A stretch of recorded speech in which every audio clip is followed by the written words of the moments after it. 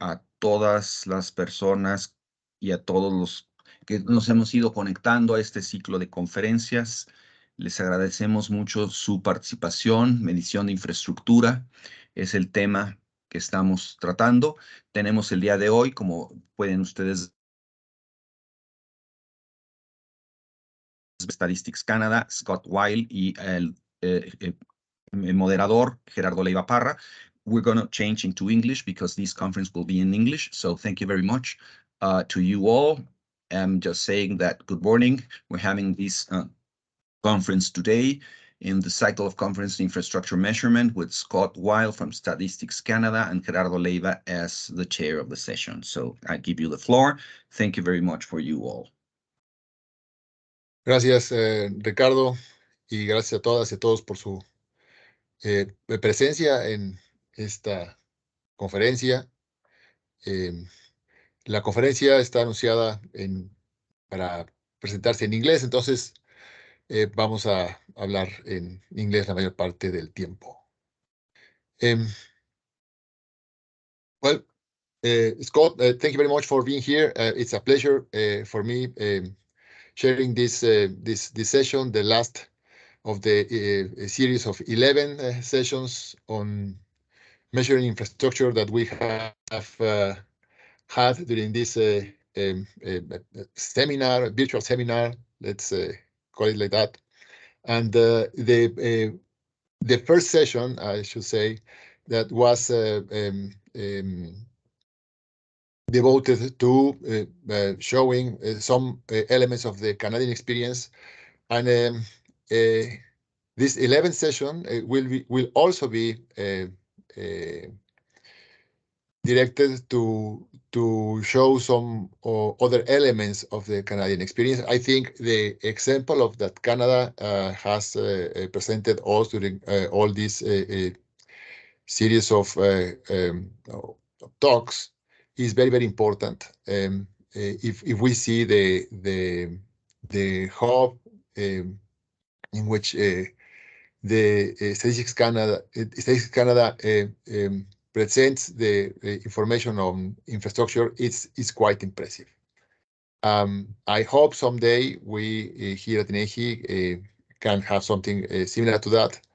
And the sharing of your experience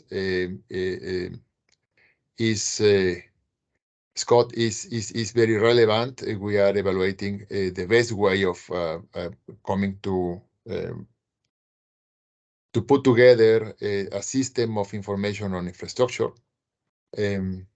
Infrastructure is a very important element for the promotion of economic growth in the country, and for promoting progress, social progress and equality, and decision making about where and when to invest depends on the situation of the infrastructure in the country. And we have not been able to put together yet the system that we feel we need to know precisely what is the condition of the and state of the stocks of infrastructure in the country. Where should we start when we have a limited amount of economic resources to invest? And this system of information infrastructure on infrastructure is key if we want to move in that direction. So you will have up to 45 minutes to give your presentation. And before you start, I will just like to introduce you to the public. Scott Weil is an economic analyst working in the capital investment and trade section of the National Accounts branch of Statistics Canada. He specializes in the development and implementation of macroeconomic production systems that adhere to international statistical standards, including the Infrastructure Economic Account. Scott holds a Master of Science degree in Statistics from Dalhousie University. And well, Scott, thank you very much for being with us. The floor is yours. Please go on. Okay, gracias. So I'll share my screen.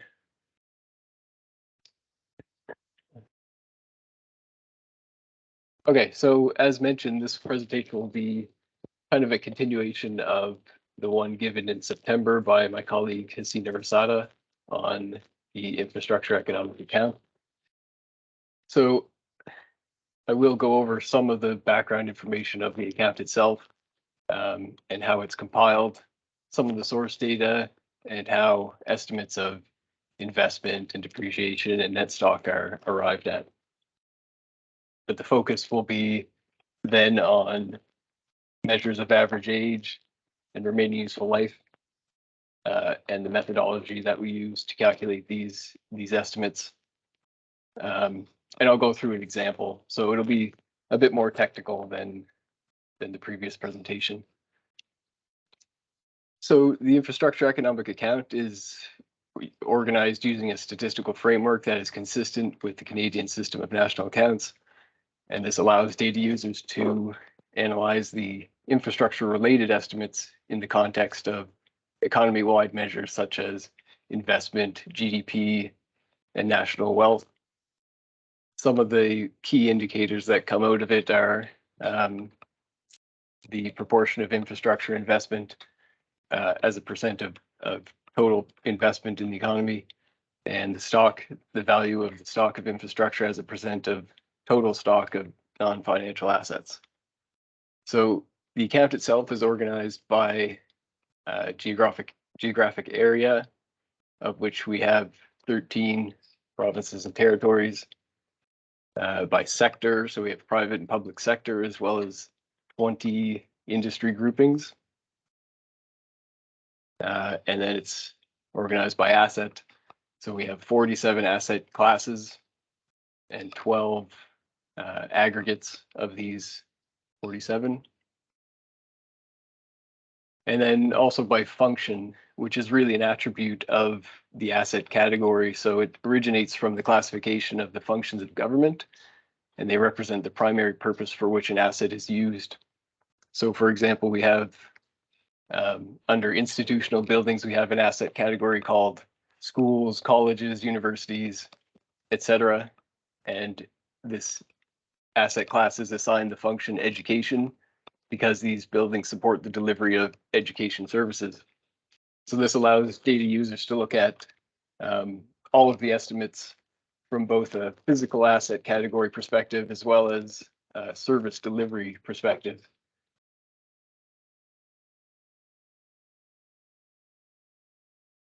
So some of the source data is listed here. So the infrastructure economic account is really an extension of the stock and consumption of fixed capital or fixed non-residential capital program, which I'll call the capital stock program. And both the capital stock program and the government finance statistics programs at Statistics Canada use an internally developed commodity classification system that aligns very closely with the North American product classification, but at a much higher level of aggregation. So in the capital stock program, we use 87 commodities in this classification, and 19 of those are used to estimate infrastructure assets. The asset groupings in the survey of capital and repair expenditures uses the NAPS-based questionnaire. And although it varies from survey occasion to occasion, they use about 150 asset groupings. And so in order to estimate depreciation and net stock of infrastructure, we need inputs of an investment series, deflators, and some assumptions regarding the rate of depreciation of the infrastructure assets. So the value of net capital stock is estimated using the perpetual inventory method. And we use a geometric rate of depreciation with the PIM to value the replacement cost of the assets. So looking at the asset classifications themselves, so for example, here within the capital stock program, we have an asset category called other commercial buildings, which is made up of an aggregate of 13 types of buildings from the CapEx survey, which is listed in the middle column here. And so based on the boundary that is set from our definition of infrastructure, we say 5 of these 13 disaggregated assets are considered infrastructure and will be included in the infrastructure economic account. So in order to estimate the investment at this disaggregated level, we take, so another example here, we have within the capital stock system, electric power engineering construction. We have an investment series here. And so we take the results from our CapEx survey, which is an annual survey. So in this case, for a particular geography, for one sector, we have the distribution of investment by the components of this category, electric power engineering construction. So we simply apply the empirical distribution to the capital stock investment series, and we have our detailed asset investment series. The investment series in the capital stock program are backcast to 1871. So for the years that we have CapEx data, we apply the empirical distribution to those reference periods. And for years prior to the data being available from CapEx, we simply use an arithmetic average of the distribution all the way back to 1871. So this is how we disaggregate the capital stock estimates. So a little bit more about the CapEx survey. It is an annual survey, although the main purpose of the survey is to obtain data on gross capital formation. The questionnaire asks respondents to provide information regarding the expected useful life of assets when they're acquired, as well as the age of the assets when they are retired or sold. So this useful information was used by researchers at Statistics Canada in 2014 to update the existing depreciation rates that were used in the capital stock system. And this is just a very brief summary of the methods and results, but basically the resale price and discard functions were estimated directly and simultaneously using actual retirement data from the CapEx survey.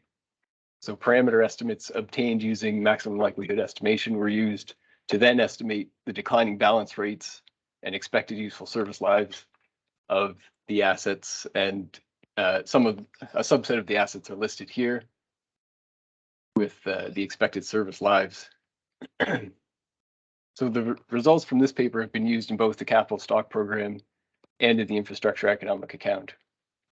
And so for our purposes, we take the ratio of the declining balance rate and the expected asset service life to get a delta here, which we use to estimate depreciation, geometric depreciation. So another input are deflators or price indexes. So I won't go into much detail with respect to the price indexes. We have a variety of sources coming from all across different sections of Statistics Canada, but we do use the price indexes at the higher level aggregation from the capital stock program.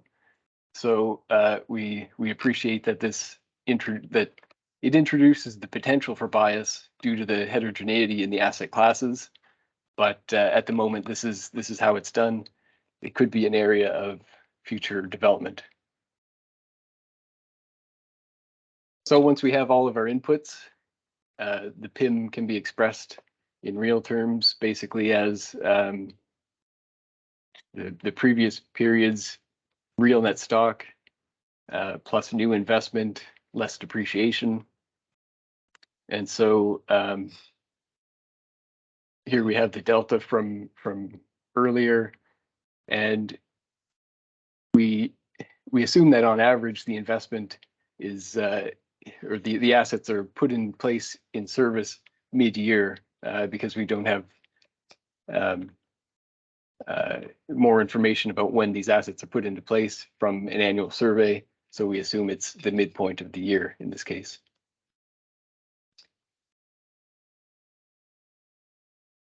So moving on to the age of infrastructure capital stock, the idea behind the average age is to offer a summary measure of the timing of investments relative to the expected asset service lives, and it reflects the age of the assets in the capital stock. So although data users often want to better understand the condition of infrastructure, with such a macro indicator, it's not really possible to ascertain with any kind of precision the condition of assets from these estimates, but rather they're used as indicators to assess where investment may be needed.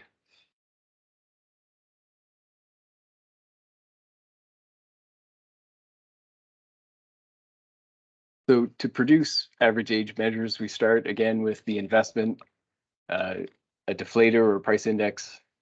We have the service lives from the research that was noted earlier.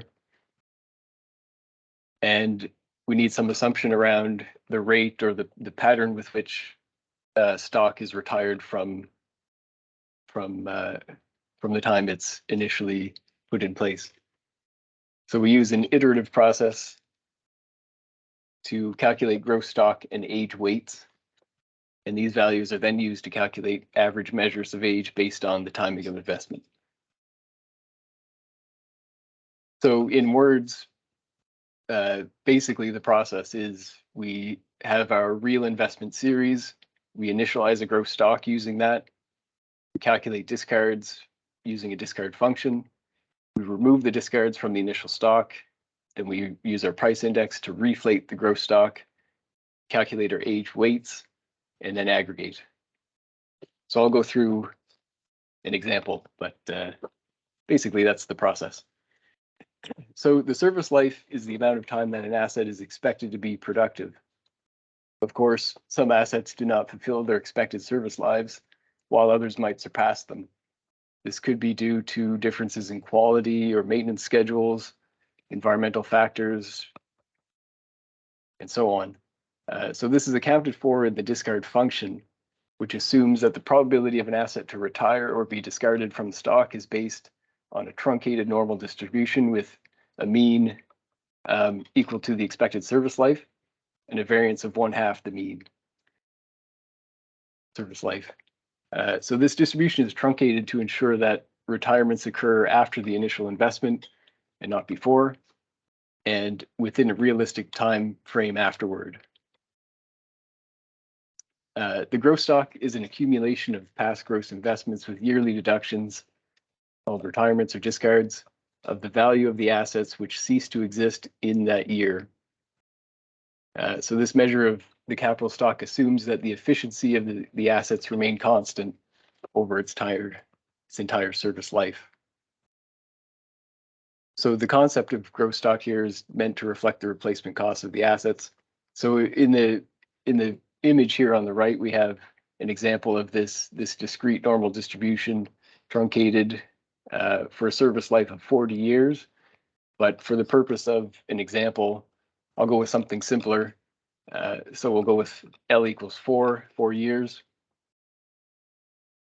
And we have the associated probabilities here for that distribution. So if we look at an example, we have, let's say the green cells here are real investment. So make the numbers easier for the maths. So the collection of assets that the investments of a given year represent is described as a cohort. So we have for 2015 to 2022 here, we have cohorts of investment. And so that value of investment belonging to each cohort remains in the gross stock until the end of its service life. So for example, in 2015, let's say the initial investment was 100. So using that discard function that was on the previous slide of 4 years, in the first year, we would remove 0 from the gross stock. at the end of the second year, we would remove 6.7% of that, or round it up to 7, and so forth until, for that cohort, the entirety of the stock is discarded after 6 years.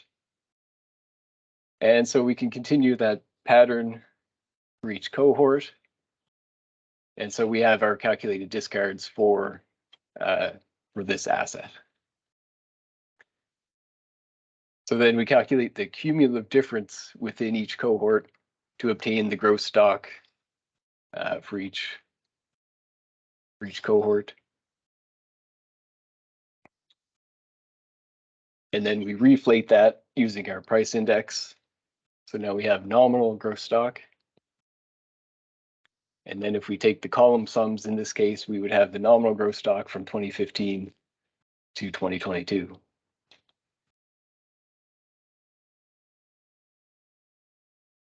So then using this, we can calculate age weights, which are the sum of the element-wise product of the gross stock and, in this case, the age in years. So we have these upper triangular matrices. We just multiply the elements of the gross stock and the age, and we have what we call the age weights. And again, if we take the column sums, we have the age weights by year.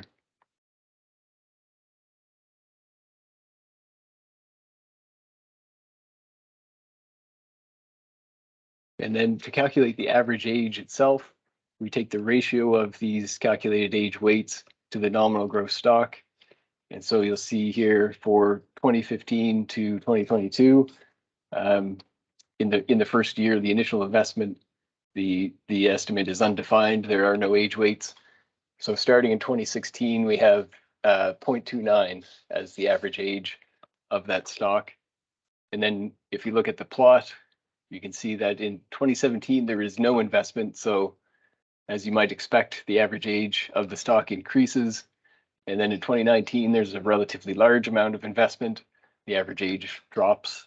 And then for the remaining 3 years, there's steady but low investment. So the average age steadily increases.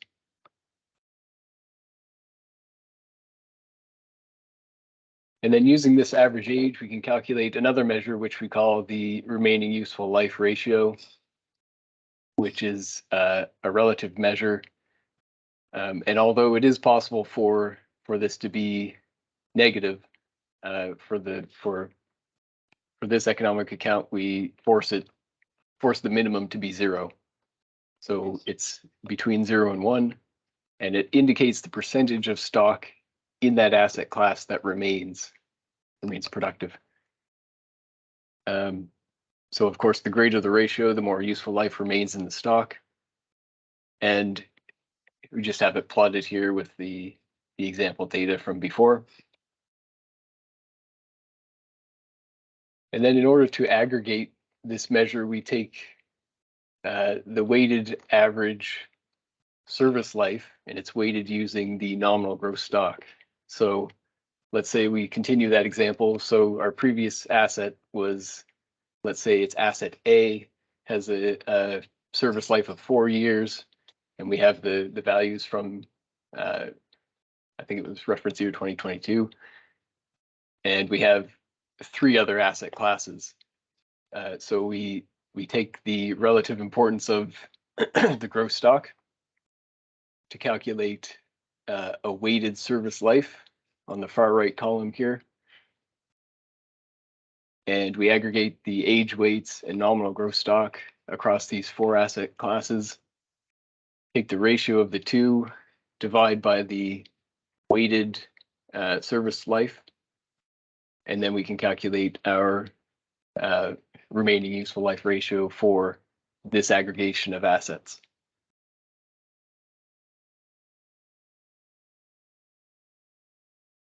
So of course, the weighted service life will vary through time as the size of investment and resulting composition of the gross stock changes.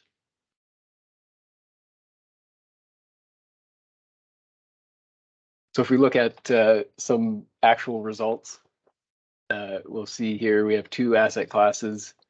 We've got 2 different expected service lives, and we have on the left the average age of these two asset classes. And although we would probably come to the same conclusion regarding the solid line here, I think we would say that there's been a lack of investment in the last 7 or so years. So while the trends may differ, if we look at the remaining useful life ratio, in fact, the remaining useful stock in each of these two asset classes is very similar. So the remaining useful life ratio adds a bit of analytical value or insight when comparing assets with different expected service lives.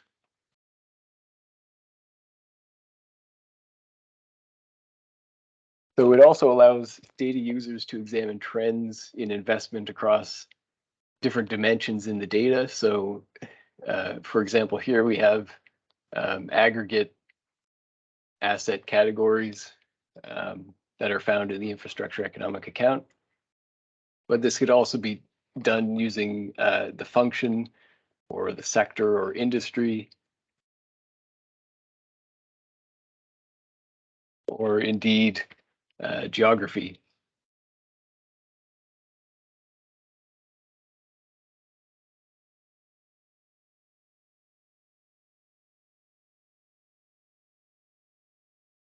So that's all I had to present for today. We do have the research that I referenced earlier is available on our website, as well as, of course, the infrastructure economic account and the statistics hub.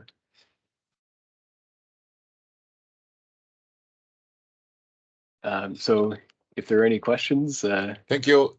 Thank you very much, Scott. This has been a very interesting presentation. Short, but full of very useful elements. And I'm sure my colleagues and friends in the public will start placing their questions in the chat so we can follow up to what you have just presented. I just wanted to start with the questions and comments while the rest of the public prepare their own questions. And to start with, Scott, I want you to talk a little bit about what moved Statistics Canada to put together all this information on infrastructure. What's the advantage you feel that StatsCan has with this the hub that created to present this information? Is this information used by government authorities to decide on investment? And for example, if StatsCan measures total factor productivity of the Canadian economy, what use do you give to this information on infrastructure? I mean, we can consider infrastructure as part of the K, the capital factor of production, or we can consider it in the solo residual, to say so. How do you conceive this this element of infrastructure as part of the capital productivity capital of the country, or part of some complement to it that should be considered as the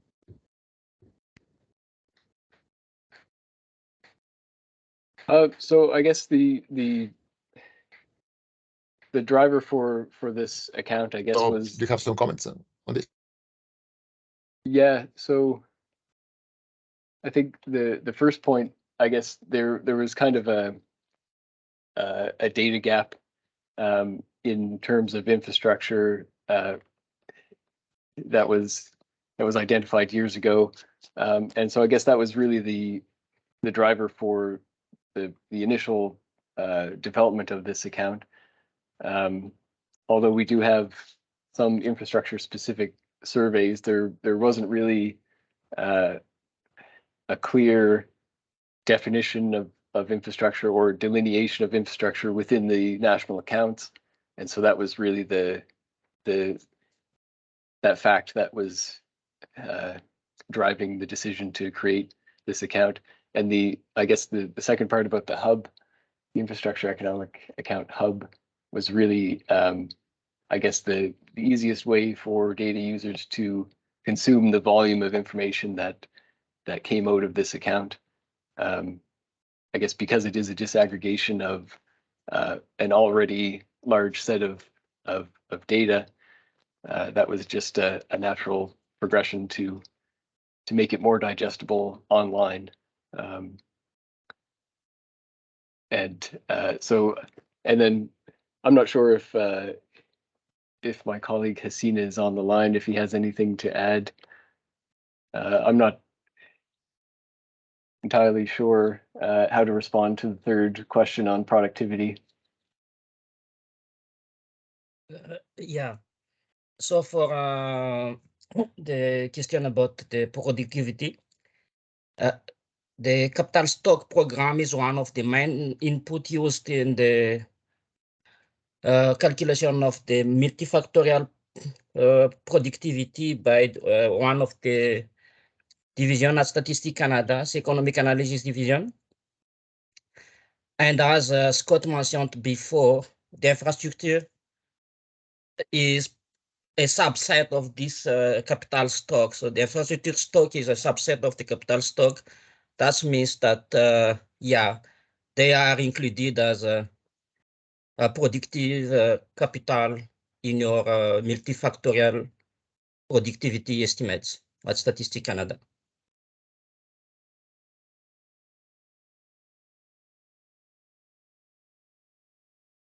Is that answer the question?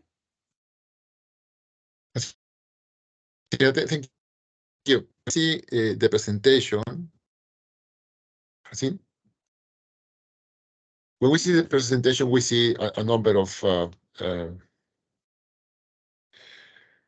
sectors reported for infrastructure. Some of those sectors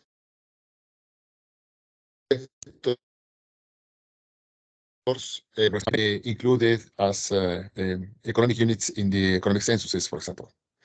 And the information of these activities will be reported for capital assets as part of the regular economic surveys or censuses of Canada. But in other cases, you may need to have some special efforts to get the basic statistics that you use to start with for the measurement of infrastructure. And the question is, what if you need to have some special kind of infrastructure census for doing this effort? I mean, how do you put together all the basic statistical information you need to start with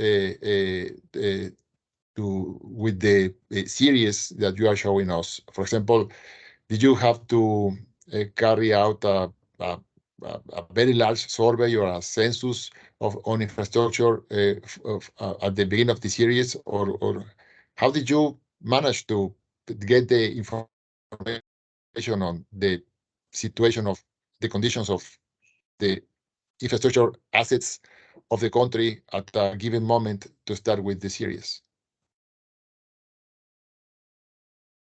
So I guess I'll probably answer a portion of this question, and then maybe Hasina can complement it. So as Hasina mentioned, the series that are found in the infrastructure economic account are really a subset of the capital stock program that have just been disaggregated using our annual CapEx survey. So I guess in terms of the infrastructure assets themselves, the estimates of investment come from this CapEx survey, which I don't have a year, but I think it is one of the longest running surveys at Statistics Canada. And so basically that the combination of those two plus some auxiliary information forms the basis of the investment series. So I know I mentioned in the presentation that these series in the capital stock system begin in 1871. However, I don't think we have any reliable information coming from 1871. I think it was backcast at a certain point in time to that date in order to initialize the capital stock. I don't know I haven't been around long enough to know the details about that backcasting, but perhaps Hasina can add a bit of detail to that response. So no, I'm not. I don't have the information about the beginning, but I think that is based for something like I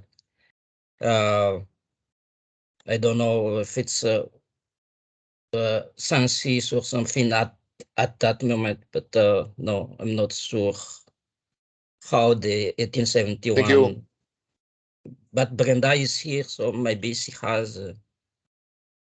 Yeah, I believe so. The only thing that would have been backcasted would be when we introduce new components into our main capital stock, like when we capitalized research and development and software. From what I understand from some of the people who are working on kind of backcasting our accounts, the back period 1870s onward was based on, at that time, some economic census that occurred.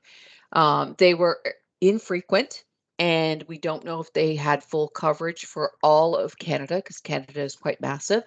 But we believe that that's how that stock was initiated back in the 1870s. Since then, like Hasina has said, we have that annual survey that goes out, and they ask businesses and governments, how much money are you planning to spend on capital assets for this year? And then we ask them at the end of the year, how much money did you actually spend? So that's the basis for having this delineation within our national accounting framework. Is we take all of that information, we supplement it with other things such as government sector audited public accounts to make sure that we're covering off that investment in capital assets. We then split all of our main capital stock into... Could you please repeat your... Oh, I'm sorry. Could you please repeat, because we lost your sound. Oh, sorry about that. So we missed most of your answer. Could you please repeat? Okay.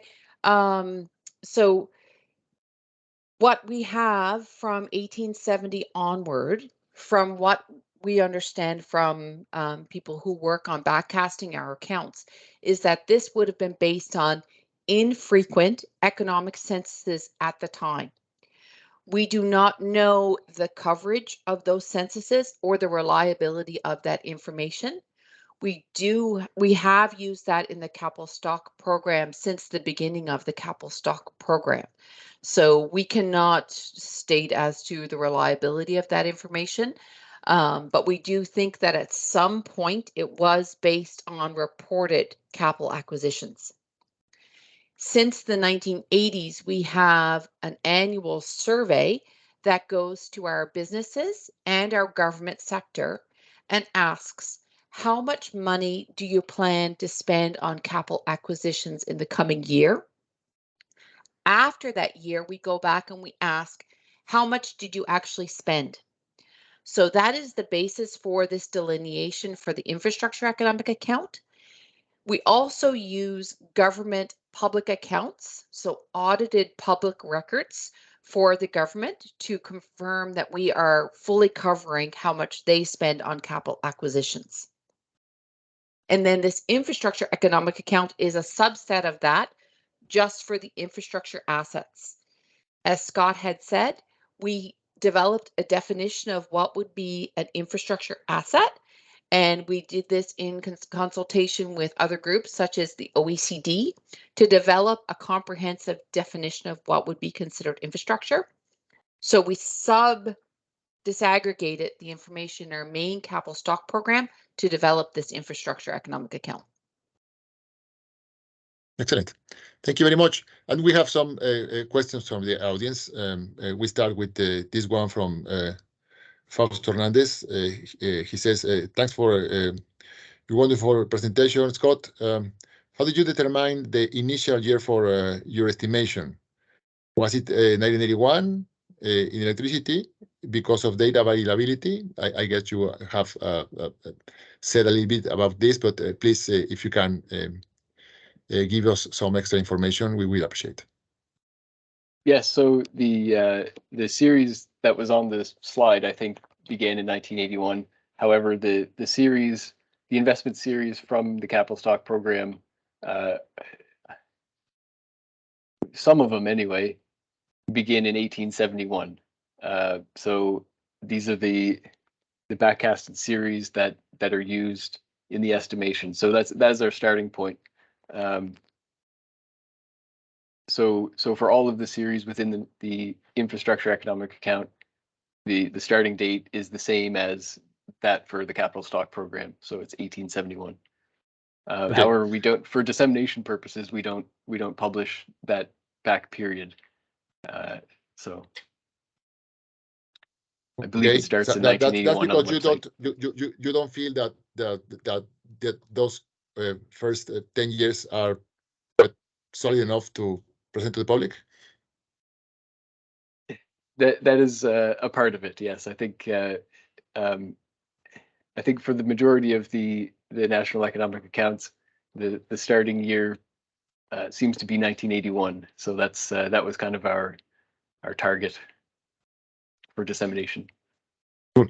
Thank you very much. Juan Carlos Moreno Brid, congratulate you for your interesting and extremely well presented talk. I think we all agree with that. Juan Carlos, would you like to use the microphone and place your question, please?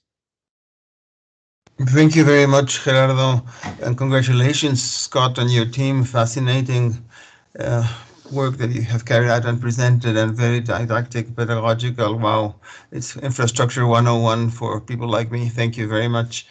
What I was interested in asking you is how you carried out, say, a sort of sensitivity analysis on the variability of the results, changing some of the key coefficients, say delta or any other, obviously not changing it from 0 to 10, but between what you think are reasonable sizes of magnitudes for those coefficients, and what has happened with that.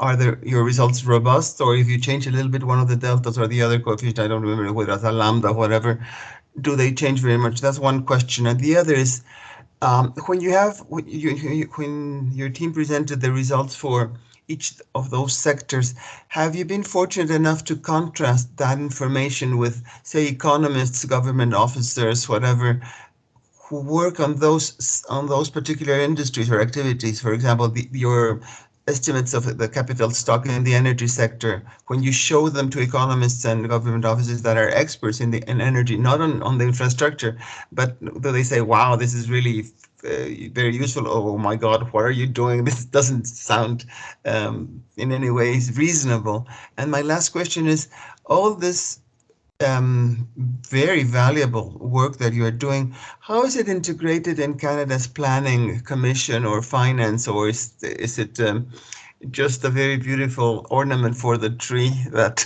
once in a lifetime, from time to time, people applaud? And I'm very impressed with what you're doing. So I hope this is changing the way planning is done and whatever. But anyway, thank you. Congratulations for the three of you. Thank you. Go ahead, please. Yeah, we have not actually undergone any sensitivity analysis of the depreciation rates. We kind of take the research that our colleagues have done as kind of the standard. So we don't deviate from that. And I guess also because the capital stock program for its geometric rate of depreciation uses the same.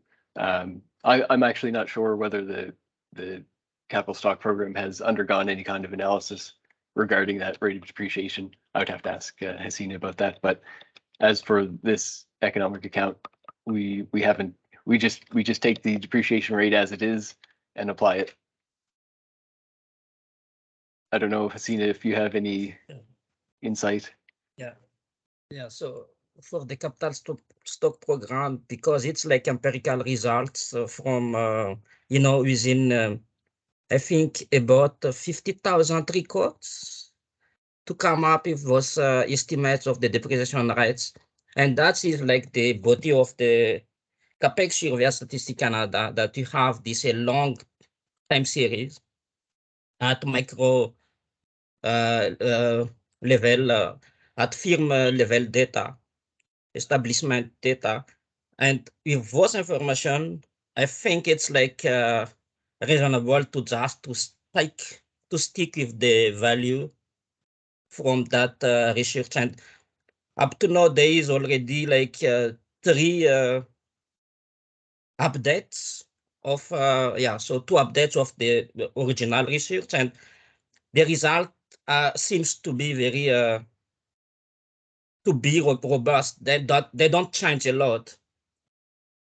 So but in the future we plan to redo again the update of the depreciation rates and to compare what will be with what you have now.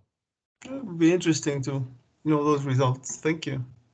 And if I could just Thank you. add, Go so ahead, Brenda. in Canada, we're very fortunate because of our annual capital expenditure survey, we have 2 things.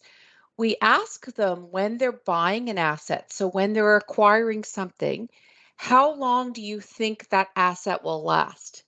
So if someone invests into a manufacturing plant, we ask them, how long do you think that will last? But then we also have, when we do our follow-up, when someone gets rid of an asset or disposes of an asset, how much did that asset actually last? Because a lot of people will think a car will last them 10 years. A car probably won't last you 10 years without sufficient renovations on it. So we're very fortunate to have, I believe they call it ex ante and ex post. So when that special econometric project was done, they did over the time series, as Hasina had said, the ex post. So how much did you actually use it for? And the ex ante, which is when they acquired the asset. So those 2 time series, or the expected useful life combined, was developed then to develop the depreciation profile of each asset. So we're very fortunate to have all of that detail. A lot of other countries do not have that detail. They might have, what do you expect the asset to be used for, or just even after, how much was it useful for? We're very fortunate. The US BEA has often quoted the depreciation rates in Canada because they themselves, even with an economic census, do not have the ability to do the before and after. So we're very fortunate for our depreciation profiles. I think there was some studies done at the international level with regards to depreciation profiles, and Canada has been quoted quite often. I can try to find that report, and I can send it to you just so that you can see where other countries fall. As for the planning, if I could talk about the use of this account in planning. So we were contracted by a separate department of the federal government called Infrastructure Canada to develop this separate account. And they use this frequently in their reporting to Parliament on their priorities. And then our finance division, who of course does the budget, also uses this report when it comes to Canada's prioritization of where to invest with regards to infrastructure. Infrastructure is, of course, imperative for the functioning of our economy and society. So they use all of this detailed information in order to fine-tune the budget and then the prioritization of the capital assets. Thank you Thank you very very much. I don't think you are fortunate. It's like a fortunate chess player. You're very good. It's not a question of luck. It's a question of talent. Absolutely. There is another question here from María del Carmen Dircio Palacios Macedo. And I think it has some elements in common with what Juan Carlos just asked. And the idea is if you could please give us some comments about comparisons between what you are doing and what is being done in some other national statistical offices in other parts of the world. If, for example, in terms of the technicalities that you have presented, the use, for example, the decision, you have to make some methodological decisions on the use of linear depreciations or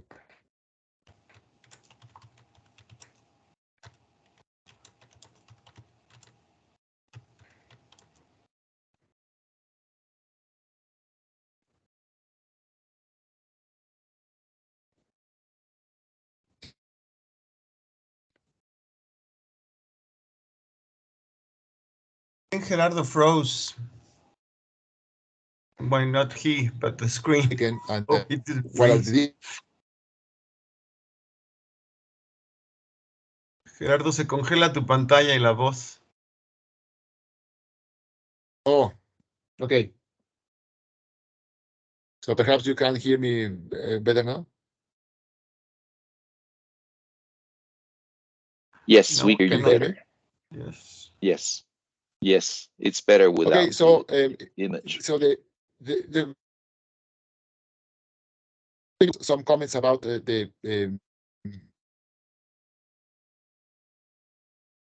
Gerardo, better doesn't mean exists good. between the We what still is cannot hear you. being done in its case in other countries.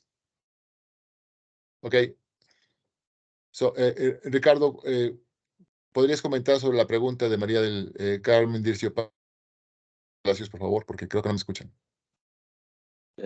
Sí. María is Tampoco te asking, escucho. well, yes. Hello, Carmen Dircio. Could you raise your, just open your mic and please place your question in your voice? Or, yeah. Or I should just read it. Yeah, the question is. Thank you very much. Thank you very much, Scott and Rasata and Rush for the presentation. Well, Scott, I would like to know, well, I have seen many criteria of other countries and OECD, and I will like to know if the criteria of Canada is well, I think it's similar.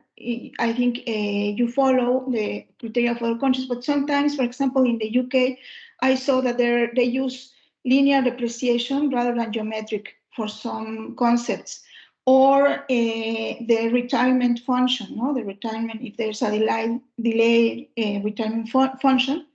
This is one question. And another question is about service lives. You have shown us a publication about service lives that could be used. And my question is this service life, you think it can be used for other countries, or is it already used for another countries, please?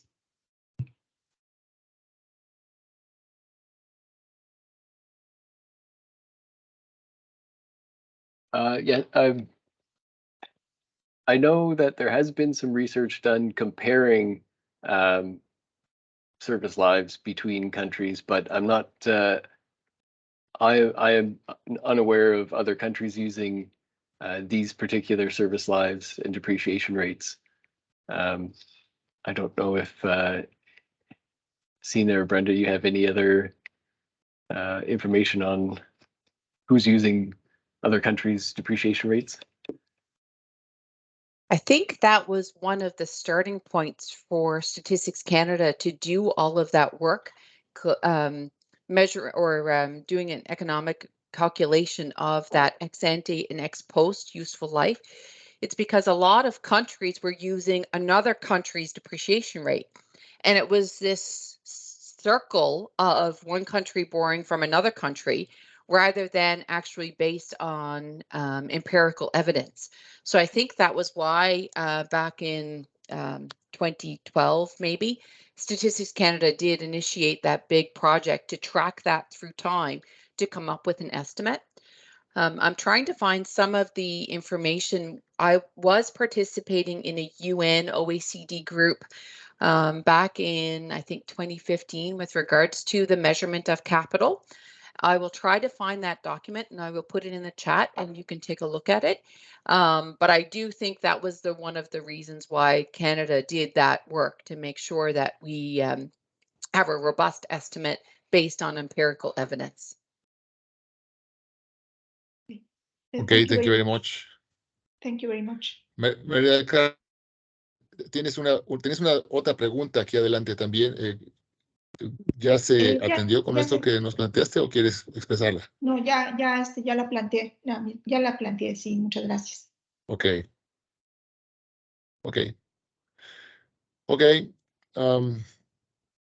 María del Carmen Rodríguez has another question. How do you apply geographic criteria to the evaluation of infrastructure?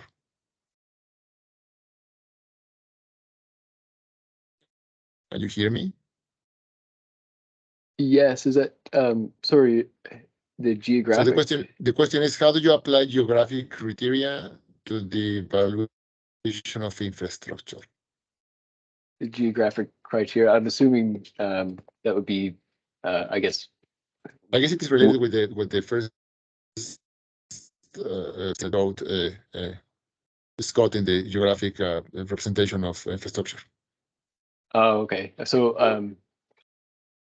I guess the CapEx survey, I guess, as a part of the the questions asked on the questionnaire would be where these assets are located, and so that's just a direct mapping from basically from the province or territory. It's assigned the geography.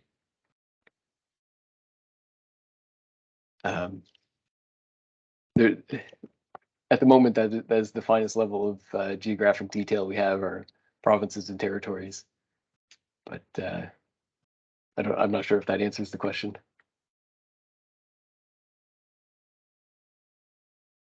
Okay, I guess the survey that lies behind this numbers is representative at the level of province or something like that. So you can report at this level, no? Exactly. Yeah. Thank you. Juan Carlos, ¿quieres volver a comentar? Hay otro comentario tuyo aquí. No sé si quieras abrir el micrófono de nuevo.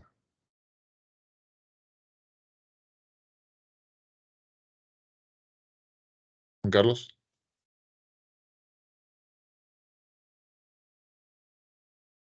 I couldn't hear the question. I'm sorry. The internet was not so good. Can you repeat it?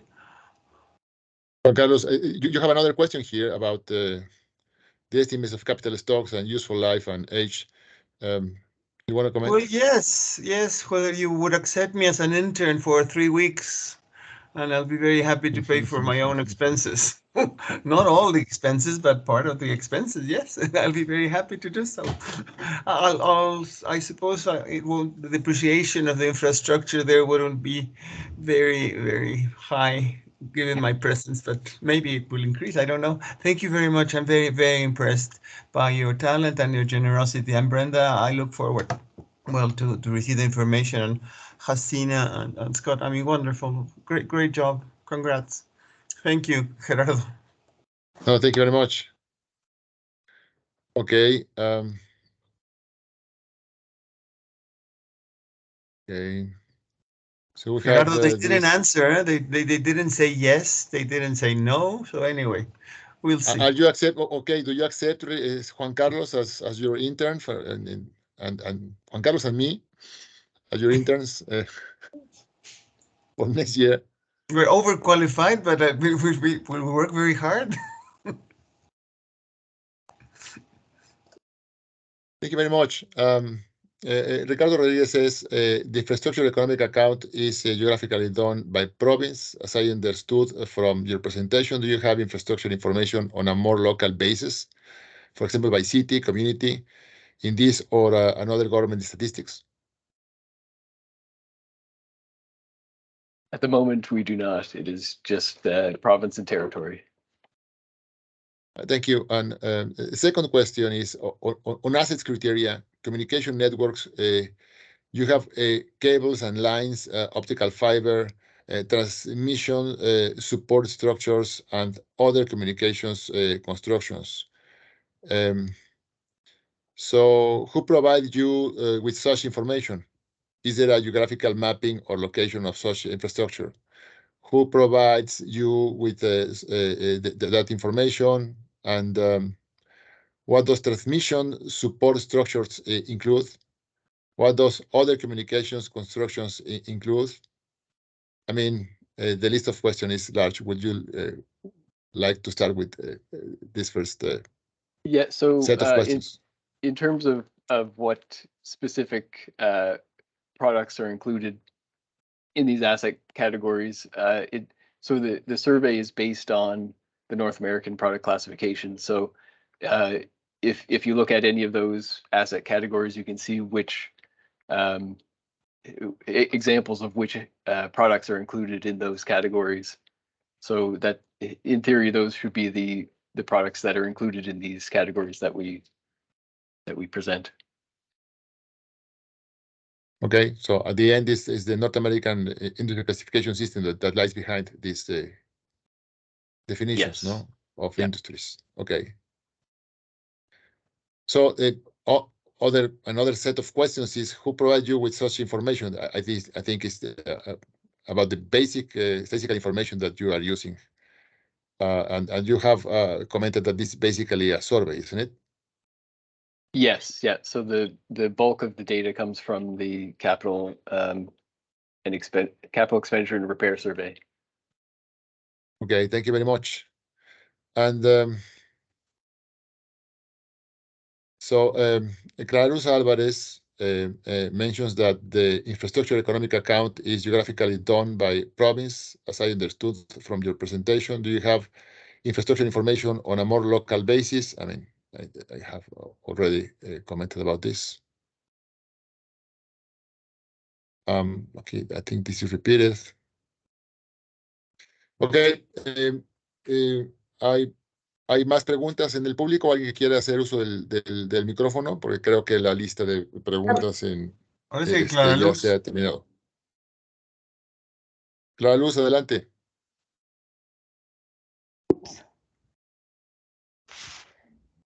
Hello, good morning. Thank you very much for your presentation, and all those bunch of questions are from me. So as you can see, I'm interested in the communications sector. And well, now I took note about the North American product classification and so on. Other of my questions are, do you collect any information regarding satellite services? So that's one question, and if you allow me, I would like to ask you if do you know if other authorities within Canada, for example, the Canadian Radio, Television and Telecom Commission, or perhaps Industry Canada, would have information on telecom infrastructure? And my last question would be if in the I'm sorry, I lost my questions all of a sudden. But well, if you may answer me those questions. Oh yes, now I've got it. In the sector criteria of infrastructure economic account, I noticed that you divide communication infrastructure, and this is the question, do you divide it between what the private sector invests in infrastructure and the public sector? That is, do you divide those two sectors? If I was not clear in my questions, please let me know and I can state them. Thank you very much.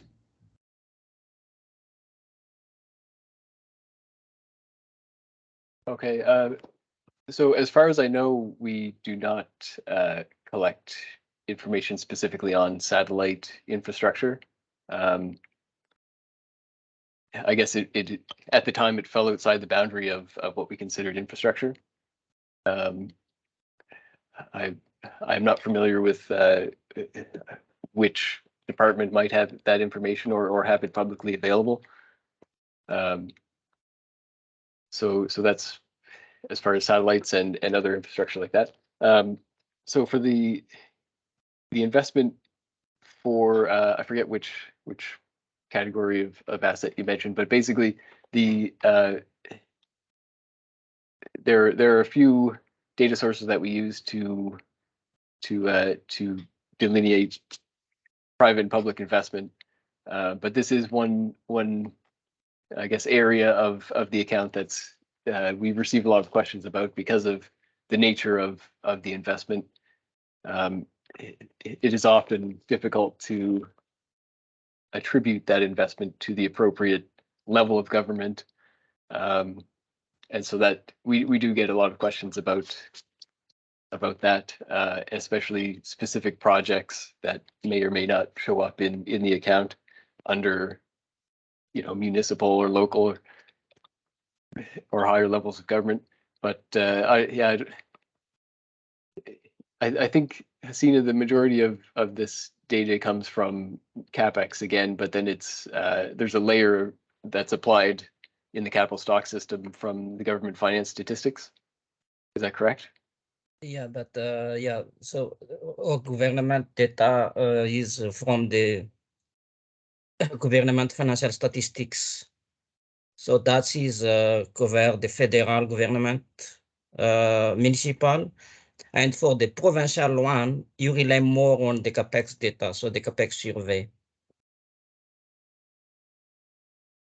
But I think there is a regular communication between the public sector division with the division from CapEx to align the concept and to validate those data.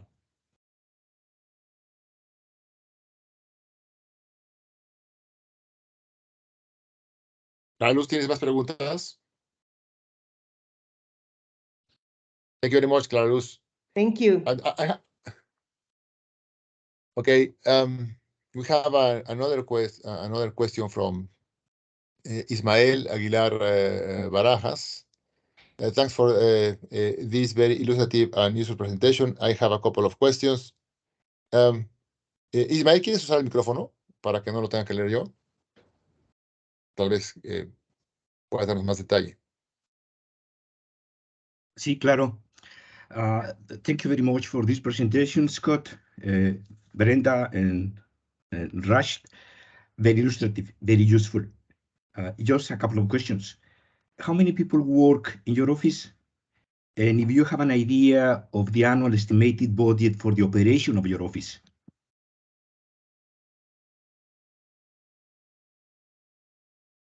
Maybe I can address this one. So in our division, we are about 110 people.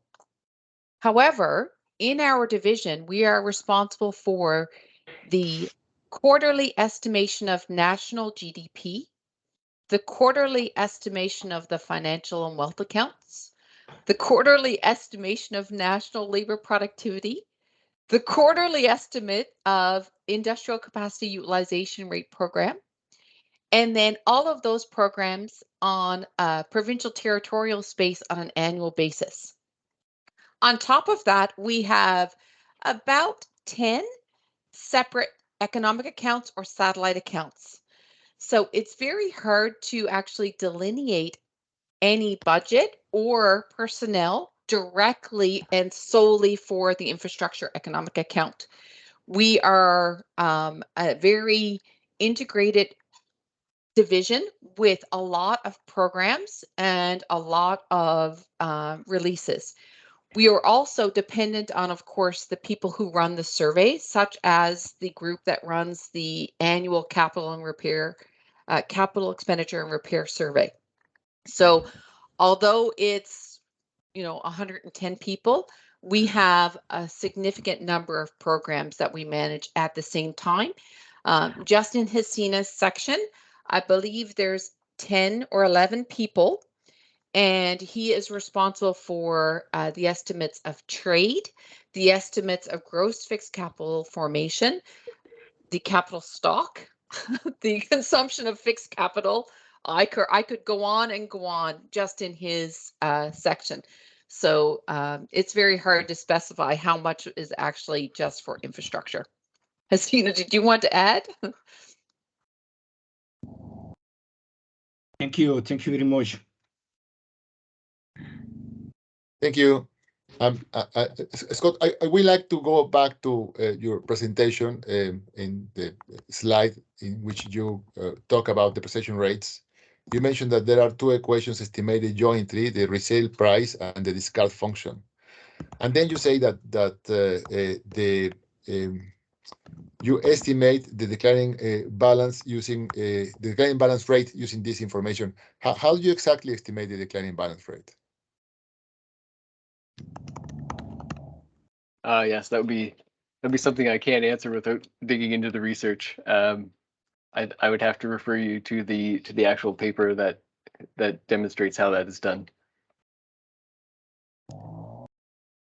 Okay, could you please share that paper with us later on?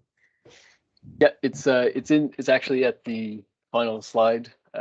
It's one of the links there. Oh, there it is. And I also added it to the chat as well. Sure, thank you. Thank you very much. ¿Hay más preguntas en el público? Are there any more questions in the public? Nope. No more questions? Comments?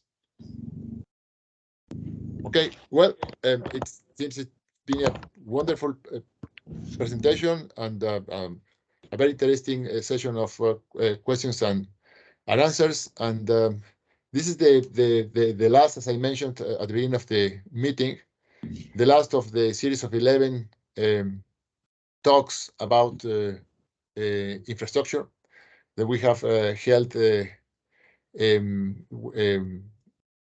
with all of you. And we have a special appreciation for the participation of the representatives of Statistics Canada. Your experience is very, very useful to us. And I am sure that the group of experts in charge of offering a proposal, a methodological proposal to INEGI will find very useful everything that you have shared, kindly shared with us during your presentations. And we thank you very much for your kindness and your generosity while sharing your knowledge and experience with us. Now I will switch to Spanish, just to Juan Carlos, you want to mention something? Yes, one request, Scott. If you would kind enough when you share us your Excel, if you share it with the formulas and not with the numbers. That little Excel that you presented with the green, remember the green cells, etc., and all the calculations. If you would be kind enough or generous enough to share it with us with the formulas, you know, you can share the screen. I mean, you can share the Excel files just with the numbers or with the formula, and the numbers wouldn't really help as much as the formula. Right. Yep. Okay. No problem. Thank you very much. Excellent. Well, if there is ¿hay alguien más que tenga un comentario que hacer antes de que cerremos la reunión?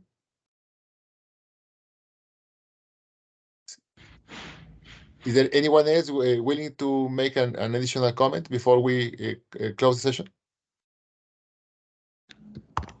Okay, so we have gotten to the end of the session. We thank very much everybody here, and I will switch to Spanish right now.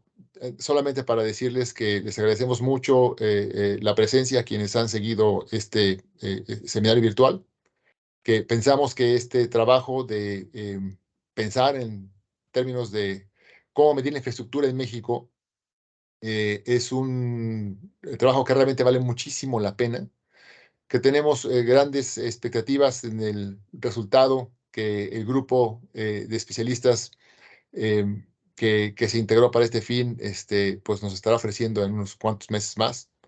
Y que, bueno, pues esperamos que toda esta información y discusión, pues siembre semillas que crezcan y florezcan en trabajos de infraestructura que en el INEGI podamos hacer en los próximos meses y años, y que nos ayuden a ofrecerle a la ciudadanía mexicana y a quienes toman decisiones, pues mejores elementos para que los recursos se asignen de la mejor manera posible.